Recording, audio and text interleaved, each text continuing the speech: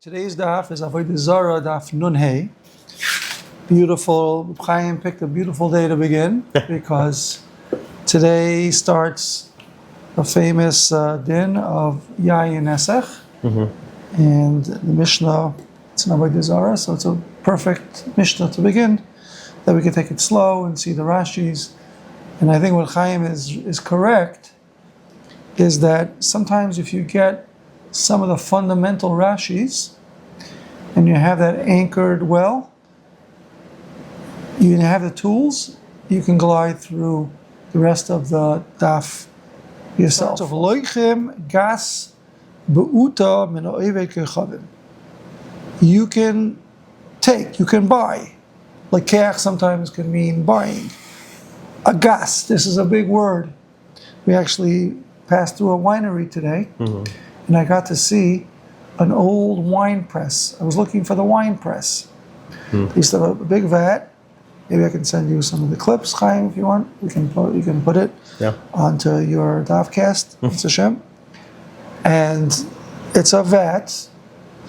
It used to be, maybe in the olden days they had it in the ground, it was more part of the ground, or a big vat. And that's where they used to press the grapes. So I asked him, where is your old, what I call wine press? So the Hebrew, the word that the Mishnah is going to use is the word gas. So gas is a wine press. So we have to get to the point where we'll say the word gas. What are we thinking about gas? Wine press. Wine press. Okay. Wine press, gas, wine. Okay. So loichim, says in the Mishnah, you can buy gas. A wine press. A wine press, very good. Beuta, which has been trampled. What do we do with grapes? Yeah. Grapes is you trample the grapes in the wine press. Beuta, like biut, means to kick. You'll find that in Bava Kama a lot, the word biut. An animal went and it was bought, or a person kicked, bought. When we use our feet, it's called be'ita. You kick something. We'll see later in the Gemara, they used to do it with their feet. They would trample with their feet. So beuta means you have a wine press that's beuta, that the grapes have been trampled on, has been. So min oivei chavim. We know that every time we buy a bottle of wine, we are aware of that it should not be what? It shouldn't be Non-mevushal. It should be mevushal. Should be mevushal because we don't want it to be yayin nesach. Right. Again, what does yayin nesach mean? Excellent. First question. So, in the olden days, amen. Right? In the olden days, it was when there was days of Avodah Zara.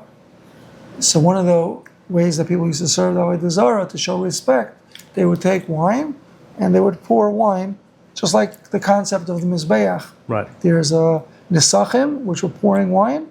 So they would take that concept, and they would pour wine for the Avodah Zara.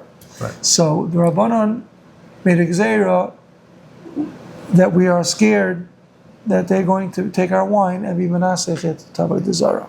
So that's where they enacted. And a gezer is a decree. A decree, yes. Right. Even though this is an English shir, we're going to use a lot of words in Hebrew and Aramaic and the Gemara, so we're going to translate as much as possible. And also explain what's yayin nesach. Excellent. And now, again, if we know for sure they did it, so then it's aser min ha-Torah, because it becomes aser bano, something which is served to an avodah zara, that there are psukim, that it's aser. Where are the psukim? So we have that'll be a separate video. So we're going to have to go. We're going to go through the psukim in the Chumash and explain. And that's what's on avodah zara. A lot of psukim of that the yisacherim, which would be that things that are belong to avodah zara are aser. And you said chayrim? Chayrim, it's off limits. Off limits, that's communicated. You know, we have to shaketz to shaketzenu. We have to be disgusted by it. Can get rid of it. So another video, we're going to discuss the psukim in the psukim that. Okay. But the Rabbanan made a gzeira. You know, even if they touched it, they were concerned that maybe that's already gzeira. he touched it, I know that he didn't do it to Avodah Zara. That's also part of it.